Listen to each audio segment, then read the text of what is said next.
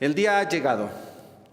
Damos gracias a Dios porque después de un año complicado por la cuestión de salud mundial, podemos decir finalmente, el día ha llegado.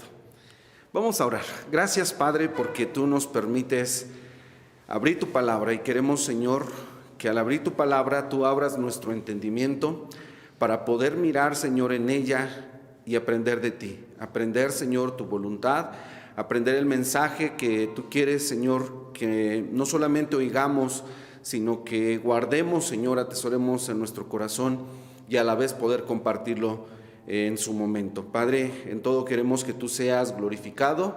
Te bendecimos porque nos das este tiempo de meditación en tu palabra. Que nada, Señor, nos perturbe. En el nombre de Cristo Jesús. Amén. Hay días memorables en nuestras vidas. Hay días que en nuestra historia de vida han marcado nuestra existencia. Han sido días que quizás por años, por mucho tiempo habíamos esperado. Y pensaba yo en algunos ejemplos como qué días. Por ejemplo, los jóvenes esperan el día, los estudiantes, el día de su graduación, ¿verdad? Y dicen, primeramente Dios, el próximo año, en tal fecha, yo estoy esperando ya mi graduación o mi titulación. Es un día esperado en nuestra historia de vida, ¿o no es así? ¿Qué otro día? El día de nuestra boda. Uno lo planea, uno pone día, pone hora y dice, el día ha llegado. Y esperábamos ese día con ansias, contábamos el tiempo, contábamos los días, las semanas y decíamos, ya casi. Falta poco para que el día tan deseado, tan esperado, llegue. ¿Qué otro día? El nacimiento del bebé, ¿verdad? Los pronósticos dicen que para tal fecha, en tal mes, en tal día, va a llegar el bebé. Y uno espera ese día. Muy bien, hay días así en nuestra existencia, el día de unas vacaciones que tenemos planeadas, ¿verdad? No a todos nos llega de repente ese día, esperamos el día y cuando llega el día, por otra razón, no sucedió. Pero hay días que nosotros esperamos en nuestras vidas. Y quiero decirles que Israel, el pueblo de Dios, por años, por siglos había esperado la llegada del Mesías. Por mucho tiempo, y Dios había enviado a sus profetas, quienes anunciaron y describieron ese día. No solamente dijeron, va a llegar un día en que el Mesías va a llegar y estará con ustedes. Y será Emmanuel, será Dios con nosotros. Ese será su nombre. Muchas cosas dijeron los profetas. Y uno de ellos, el que más habló, creo yo, acerca de la llegada de ese día, fue el profeta Isaías. ¿Qué dijo Isaías? Isaías, con mucho ánimo, me lo quiero imaginar yo, anunciando, diciendo lo que dice Isaías 7:14. Por tanto, el mismo Señor, Él os dará señal. He aquí, la Virgen concebirá y parirá un hijo y llamarás su nombre Admirable, Consejero, Dios fuerte, Padre eterno, es el Príncipe de paz. Él será Emmanuel. El mismo Señor os dará esa señal, porque un niño nos es nacido, hijo nos es dado, anunciaba el profeta Isaías. Capítulo 11, versículo 1 del profeta Isaías dice, y saldrá una vara del tronco de Isaí, y un vástago retoñará de sus raíces. Y esto era lo que anunciaba Isaías. Y el pueblo que había vivido en su historia muchos problemas, había vivido cautiverios, había sufrido hambres, persecuciones, tribulaciones, cuando escuchaba la noticia de la llegada de un Mesías, de un Redentor, de alguien que los iba a librar, pues sin lugar a dudas que su corazón se emocionaba. Y ellos decían, va a llegar ese día. ¿Cuándo? No lo sabemos, pero va a llegar ese día. Y ellos esperaban ansiosamente ese día. Ageo 2, versículo 7 dice: y haré temblar a todas las gentes, y vendrá el deseado de las naciones. Vendrá. Y ese era el mensaje, esa era la noticia. Va a llegar el día, va a llegar el Mesías, vendrá el amado, el deseado de todas las naciones. Por si fuera poco, Miqueas, el profeta, quien fue contemporáneo más o menos también del profeta Isaías, dice en el capítulo 5, versículo 2, le decía al pueblo: mas tú, Betlem Efrata, pequeña para ser contada entre las naciones de Judá, dice, en realidad no eres tan pequeña, porque de ti me saldrá el que guiará al pueblo de Israel. Y Dios dijo no solamente que iba a nacer de una virgen, no solamente dijo que iba a ser de la familia de David y que sobre sus hombros iba a reposar el gobierno, el reinado. Dios dijo a través de los profetas que ese reino iba a ser por siempre. Dice, y de su reino no habrá fin. También se nos dice que será el deseado de todas las naciones, que van a ser en Betlem, y el pueblo de Israel sabía estas cosas y anhelaban ese día, esperaban ese día. Y quiero, hermanos, que según lo que leímos en el Evangelio de San Lucas capítulo 2, abran sus Biblias, ustedes han leído, igual que yo, año tras año, San Lucas capítulo 2, y habrá quien se lo sepa hasta de memoria. Pero hay cosas que aprender. Siempre tenemos que mirar la Escritura con ojos nuevos, como si nunca hubiésemos leído esta porción de la Escritura, y con la inocencia de un pequeño tendríamos que mirar nuevamente el Evangelio de Lucas en la narración histórica, porque es una narración histórica la que hace San Lucas. Tenemos que mirar la narración histórica, la descripción tan detallada que hace Lucas del día cuando el Señor Jesús llegó. El día cuando el Mesías tan esperado hizo acto de presencia, no solamente en el mundo, sino en el universo. El Verbo de Dios, dice Juan, se hizo carne. Ese era el día. Israel esperaba ansioso ese día, pero vamos a ver en este pasaje de San Lucas tres cosas. La primera que vamos a mencionar es acerca del tiempo. Vamos a ver el tiempo.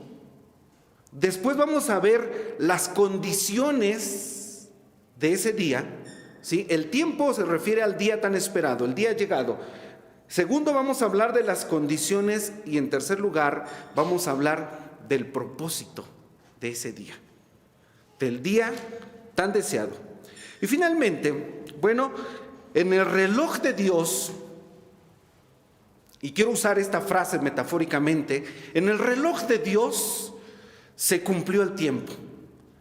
¿Y por qué lo digo así? Porque Gálatas 4, no lo busquen, yo sé que todos están buscando, pero no lo busquen.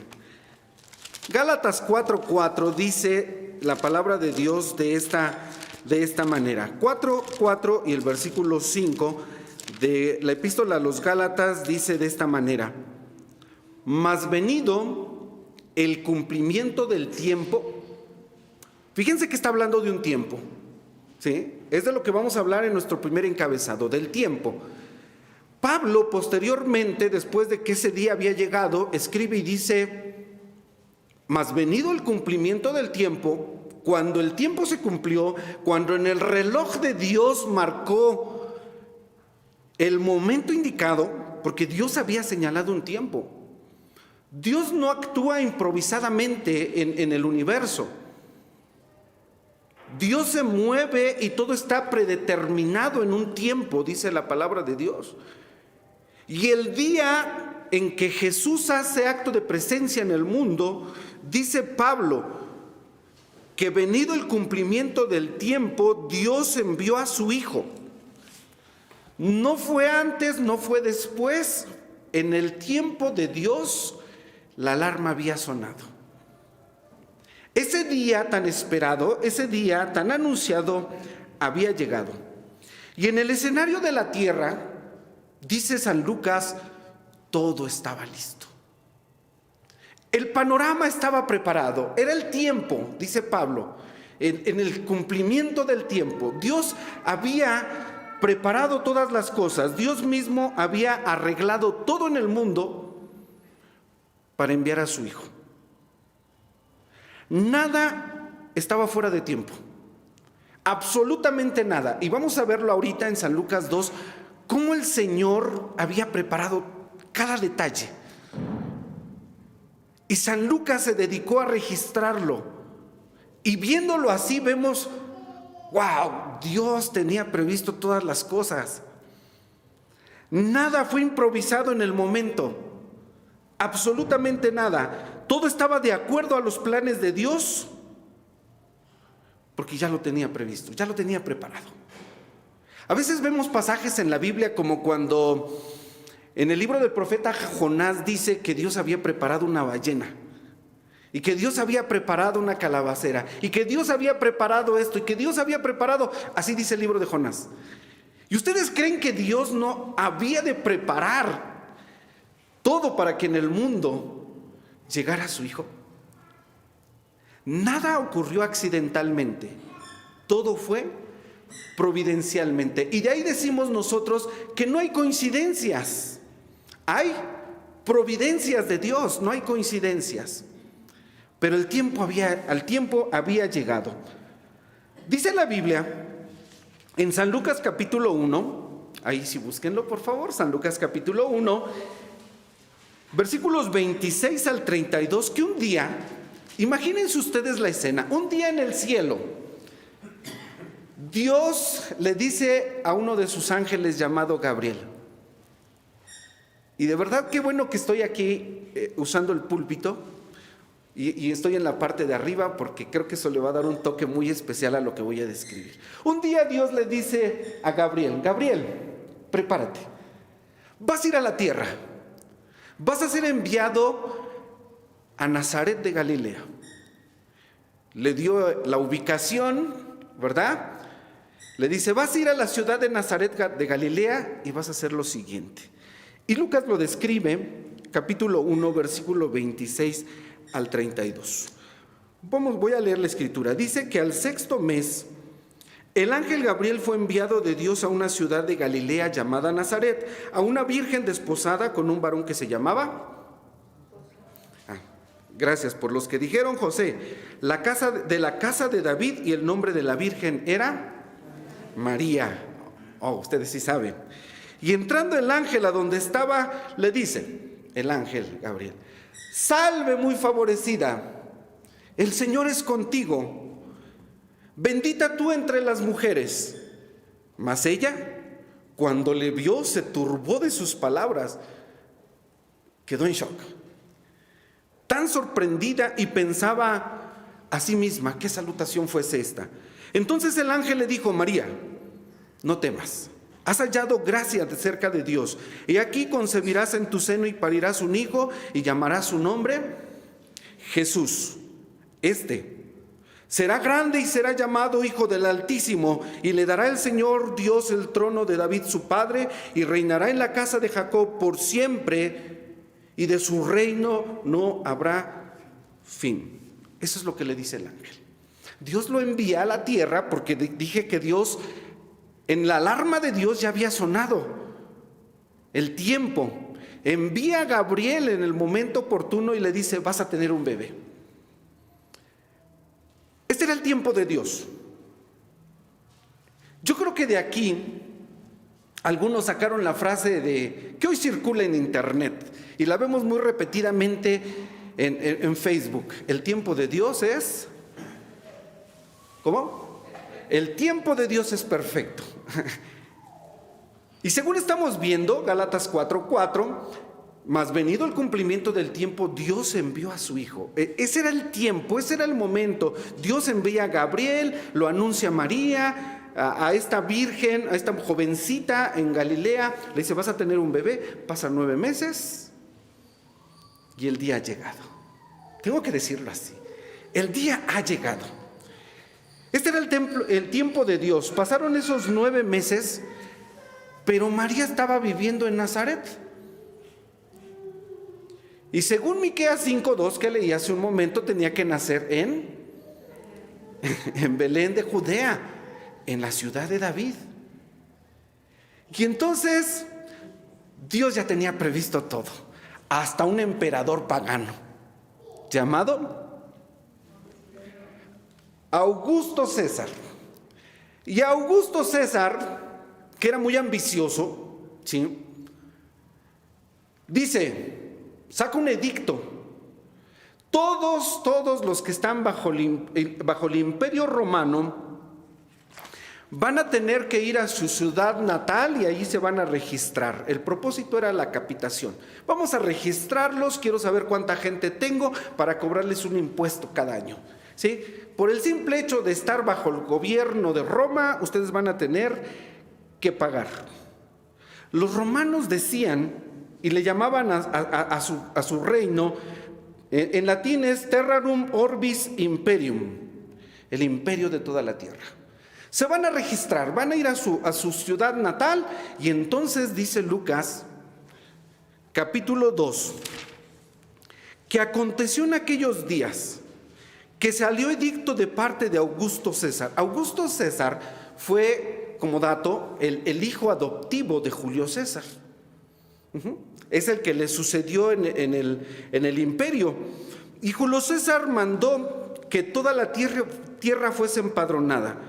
Ya había habido un empadronamiento, dice Lucas. Primero fue hecho siendo Cirenio gobernador de la Siria, e iban todos para ser empadronados cada uno a su ciudad. Y subió José de Galilea, versículo 4, de la ciudad de Nazaret a Judea, la ciudad de David, que se llama Betlén, por cuanto era de la casa y la familia de David. Y entonces José y María emprenden un viaje del norte de Galilea, de Nazaret, para llegar a Belén. Ese era el tiempo de Dios. Vean cómo Dios había previsto hasta la forma en la que tenía que llegar María a Belén para que naciera, no para empadronarse, corrección. En el plano del mundo fueron para empadronarse. En el plano de Dios, ¿qué decía? Que van a ser el Mesías, el día señalado, el día llegado. Entonces aquí podemos ver dos cosas. Una cosa sucede en la tierra y se ve con ojos humanos, ¿verdad? Pero en el cielo Dios ve con ojos divinos. Y recalco, no hay coincidencias. Lo que pasa en la tierra, ¿sí?, no está fuera del tiempo de Dios. No entendemos, de verdad, no entendemos. Hay muchas cosas que yo no entiendo, pero bueno, quiero que lo veamos así. Se cumplió el tiempo, dice Gálatas 4:4, se cumple el tiempo y hay un censo mundial. Vamos a llamar mundial porque el imperio de Roma, así, por eso mencioné el imperio de la órbita de la Tierra, o del orbe de la Tierra. Era el imperio mundial. En realidad se describe el mundo conocido, pero Roma, ¿sí?, que es el imperio que describe el profeta Daniel. Espero que entiendan todos esto. El profeta Daniel, el cuarto imperio, o la cuarta bestia terrible, espantosa, que describe Daniel. Ese era el tiempo, estaba gobernando. Las condiciones en el mundo eran esas, ¿sí? Y el emperador romano, Augusto César, gozaba de cierta paz y cierta tranquilidad. Por eso es que manda a censar. Dice, quiero saber el registro de todas las personas para que paguen impuestos. Ahorita estamos gozando de paz, yo quiero disfrutar de esto. Y esa paz que tenía el imperio romano, aparente paz, yo creo que nos sirve para pensar algo. Y yo creo que esto apunta hacia el futuro. Busquen 1 Tesalonicenses 5. Primera a los Tesalonicenses, capítulo 5, versículos 2 y 3 dicen de la siguiente manera. Vean cómo de este pasaje de Lucas podemos obtener una visión que apunta hacia nuestros tiempos. Porque aquí Primera Tesalonicenses habla de la segunda venida de Cristo. Y vean cómo se describe. Primera Tesalonicenses 5:2, porque vosotros sabéis bien que el día del Señor vendrá así como ladrón de noche, que cuando dirán paz y seguridad, entonces vendrá sobre ellos destrucción de repente, como los dolores a la mujer preñada, y no escaparán. Me llama la atención esta parte del versículo 3 que dice que cuando ellos digan paz y seguridad, entonces vendrá el Mesías. Y es lo que pasó en San Lucas capítulo 2. No se describe, pero históricamente nosotros sabemos que Roma estaba disfrutando de cierta paz. Estaban en auge y cuando dicen ellos paz y seguridad, viene alguien, como dice el profeta Daniel, una piedrecita pequeña que va a destruir esa estatua, ese gobierno de los hombres. Y reinará, dice la profecía, San Lucas capítulo 1, por siempre y para siempre, aleluya.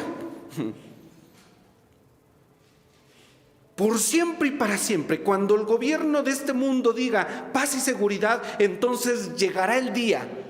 Y hermanos, tengo que decirles que el mundo se está preparando nuevamente para que el Señor venga. Las condiciones. Ya nos introdujimos al segundo encabezado, que son las condiciones. Estas eran las condiciones en el mundo. Llega, según el relato de San Lucas, María y José llegan a Belén, versículo 6, y aconteció que estando ellos allí, esta frase, se cumplieron los días. Humanamente se cumplieron los días en que ella había de parir, humanamente. Ya les dije, una cosa sucede en la tierra, estos son los ojos con los que se veía en la tierra, pero en el cielo ocurría otra cosa. Ella iba a parir un bebé, conforme se había anunciado. Y yo creo que hay ciertos días en la vida de nuestro Dios que Él específicamente se toma el tiempo, la delicadeza, para mirar a la tierra. Hay ciertos días. Por ejemplo, en el libro de Génesis se describe la creación del mundo. Y dice Génesis capítulo 1, en ciertos versículos, que cada vez que Dios terminaba de crear algo, sucedía algo en el cielo, ¿sí? Sucedía algo en la tierra. Estaba creándose la luz, las tinieblas, se estaba creando el agua, se estaban creando las plantas, pero dice en Génesis capítulo 1 que fue la tarde y la mañana del primer día, del segundo día, del tercer día, del cuarto día, y cada día Dios hacía algo. Y vio Dios, fíjense, algo pasaba en la tierra, se estaban creando las cosas, no de la nada, sino por el poder de Dios. Dios estaba, hágase la luz, hágase esto, hágase. Y Dios miraba desde el cielo. Y vio Dios que todo lo que había hecho era bueno en gran manera. Esos días se asomaba a Dios. Muy específicamente, ese día se asomaba a Dios y decía, está bueno. El salmista David, en el libro de los Salmos, dice que un día, fíjense, un día Dios se asomó para ver entre los hijos de los hombres si había algún justo. Dios andaba mirando. ¿Y qué dice el salmista? No encontró a ninguno. Entonces, de ahí quiero pensar que hay ciertos días que Dios se asoma desde el cielo. Y el día que estaba naciendo Cristo, conforme dice Lucas, parió, versículo 7, a su hijo primogénito, lo envolvió en pañales y acostóle en un pesebre, porque no hubo lugar para ellos en el mesón. Ese día, ¿ustedes creen que Dios no se asomó? ¿Sí se lo pueden imaginar o no? Yo sí. Era su hijo. Su unigénito, dice San Juan 3:16. De tal manera amó Dios al mundo que envió a su Hijo unigénito. Y ya hemos dicho que unigénito no solamente describe que Cristo es único, ¿sí?, como Hijo de Dios, sino único en su naturaleza, único en su género, único en todo. Es único, es unigénito. Dios envió a su unigénito. ¿Y ese día Dios no se asomó? Sí. Y los ángeles estaban ahí con él, mirando también, expectantes de lo que ocurría en la tierra.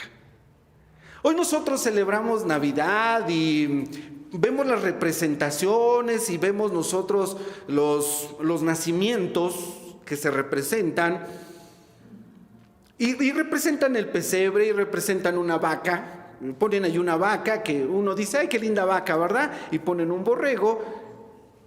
Pero quienes hemos estado en contacto con los animales sabemos a qué huele una vaca y a qué huele un establo, a qué huele el corral de los animales. Hace unos días fui a recoger un lechón y andaban conmigo unas personitas, muchachitas, mi hija, iban conmigo, fuimos a recoger el lechón. Subiendo el lechón, el auto se llenó de un aroma agradable. Y todos dijeron, nos bajamos. Y les dije, pues se van caminando porque el lechón no se puede ir caminando. Ese lechón cambió de olor 2 días después. Cuando lo saqué del horno olía delicioso. Cambió su olor.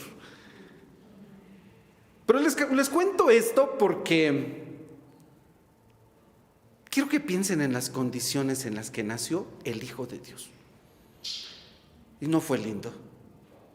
Los padres estaban desesperados, tocando puertas en el mesón, buscando un lugar para una mujer embarazada. Y dice la Biblia que no hubo lugar para ellos en el mesón. Esas fueron las condiciones. ¿Cómo es posible que el Hijo de Dios, el Rey del universo, naciera en estas condiciones?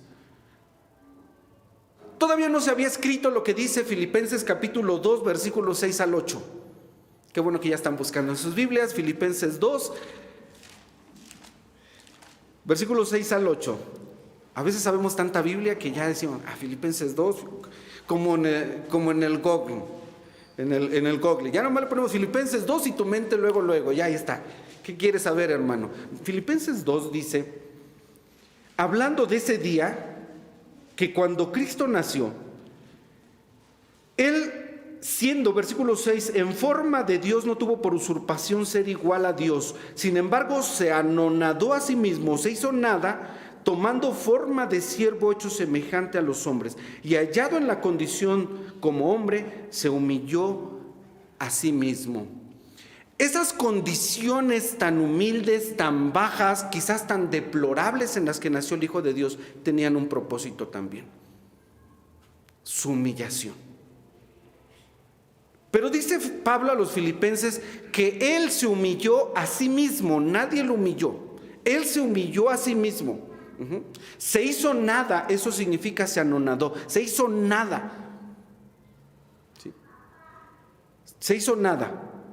Se humilló a sí mismo y se hizo obediente a la voluntad de Dios. Porque cuando Él se introduce, dice la epístola a los Hebreos, cuando Él se introduce al mundo, le dice a Dios, esto lo dice la epístola a los Hebreos, le dice a Dios, a ti no te agradan los sacrificios, no te agradan los holocaustos, aprópiame de un cuerpo, quiero hacer tu voluntad, oh Dios. Eso dice la epístola a los Hebreos. Y ese es el motivo de por qué las circunstancias fueron así, tenían que ser así, tenía que humillarse a sí mismo. Dice Pablo, hecho súbdito a la ley, mas venido el cumplimiento del tiempo, Dios envió a su Hijo, hecho súbdito a la ley, pero a sí mismo se anonadó. Esas fueron las condiciones. Él se humilló a sí mismo y dice que por esto que hizo, Dios lo exaltó a lo sumo. Había que esperar. Él se estaba humillando, pero iba a llegar el momento en el que Dios lo iba a exaltar. Dice la epístola a los Filipenses que si la humillación fue lo más bajo, la exaltación iba a ser lo más elevado. Y de aquí la fórmula: a mayor humillación, mayor exaltación. Y Dios lo exaltó a lo sumo y dióle un nombre que es sobre todo nombre, para que en el nombre de Jesucristo se doble toda rodilla de los que están en el cielo y en la tierra y aún debajo de la tierra, y toda lengua confiese que Jesús es el Señor. El día había llegado. El día había llegado. Él tenía que nacer en Belén, y Dios prepara todas las cosas para que así fuera. ¿Por qué en Belén? Porque era la ciudad de David.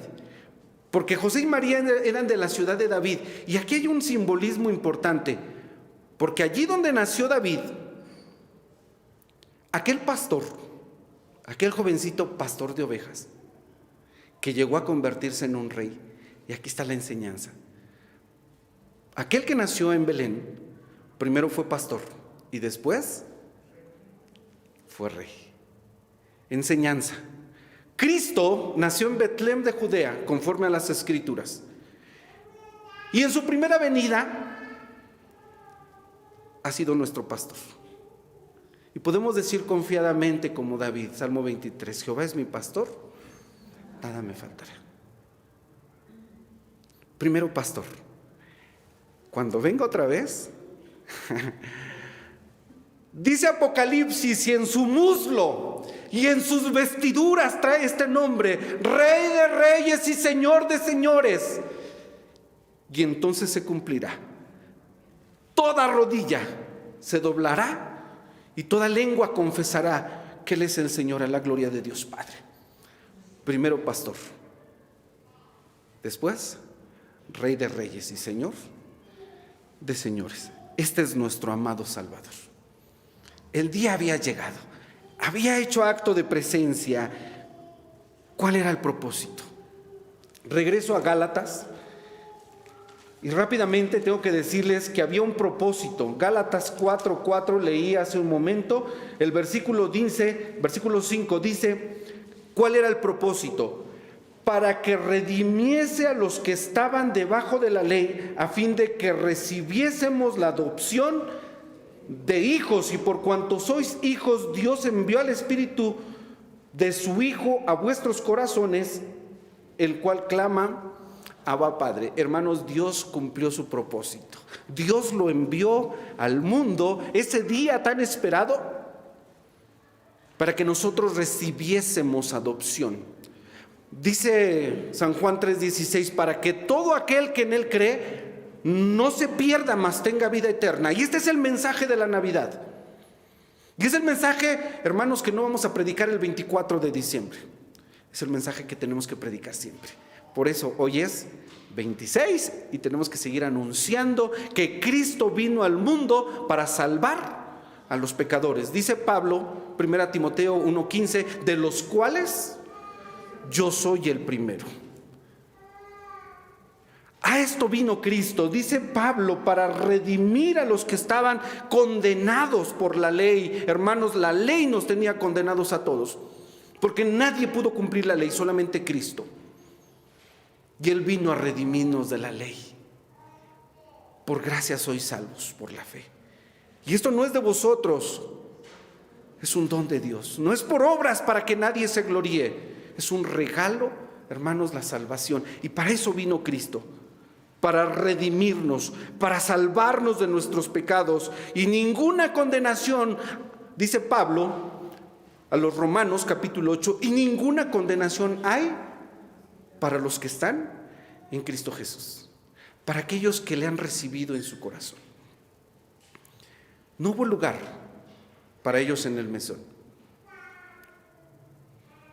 Yo pregunto, ¿ha nacido Cristo en tu corazón?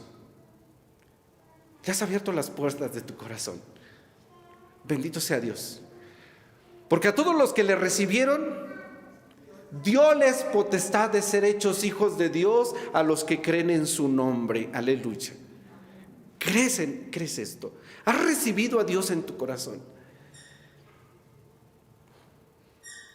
Para eso vino Cristo. Dios hoy toca la puerta de tu corazón, porque quiere nacer allí. Y ese es el mensaje. Lo que dice Lucas a continuación es que había pastores que velaban sus ganados, y de repente vino ese día. Estoy hablando del día todavía. Ese día había pastores cuidando sus ovejas, y ese día los ángeles, cuando anunciaron que había nacido el Mesías, dieron alabanza a Dios.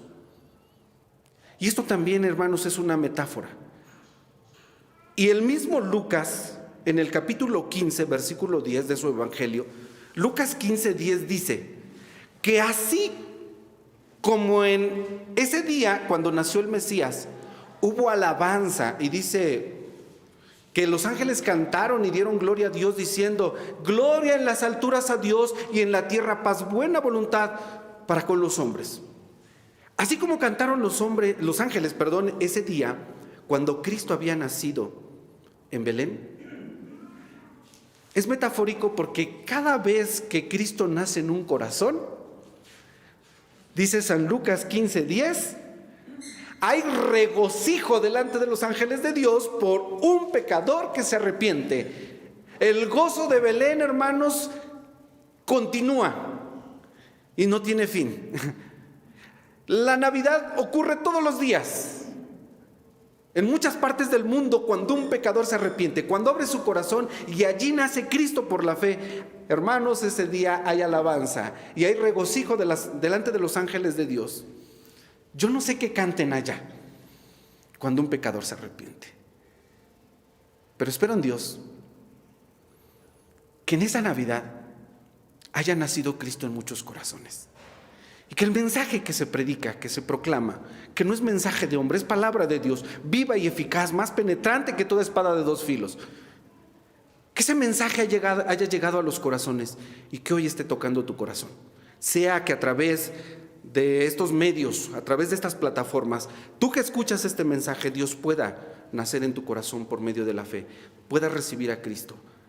Y que el gozo de los ángeles que cantaron allá en las colinas de Belén hoy pueda seguir retumbando en los cielos, dando la gloria y la alabanza a nuestro Dios, porque ha nacido Cristo en un corazón.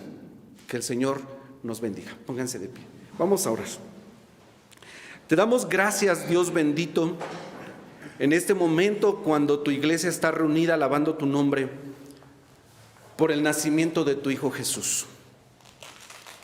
Gracias, Señor, porque fue por amor, lo dice tu palabra, que tú lo enviaste a este mundo. Gracias, Señor, porque nosotros estábamos en tinieblas y la luz resplandeció, Señor, en nuestros corazones cuando tú nos alcanzaste, cuando Cristo nació en nuestro corazón por la fe. Y hoy tenemos la seguridad de nuestra salvación, porque sabemos, Señor, que tú enviaste a Cristo con un propósito y ese propósito no ha cambiado. Gracias, Dios, te damos porque en medio de un año complicado y difícil, tú nos das nuevamente el gozo de poder escuchar este mensaje, Señor, el mensaje que por los siglos se sigue proclamando y lo seguiremos anunciando, Señor, porque Cristo viene nuevamente. Ven, Señor Jesús. La iglesia, el Espíritu dicen ven. Y Padre Santo, queremos suplicarte que bendigas nuestra vida espiritual, bendiga, Señor, a tu iglesia y tú sigas añadiendo a todos los destinados para la vida eterna hasta que se complete el número y entonces, Señor, podamos ver en los cielos abiertos la presencia, la persona de Cristo viniendo en las nubes por nosotros. Anhelamos, Señor, ese glorioso día.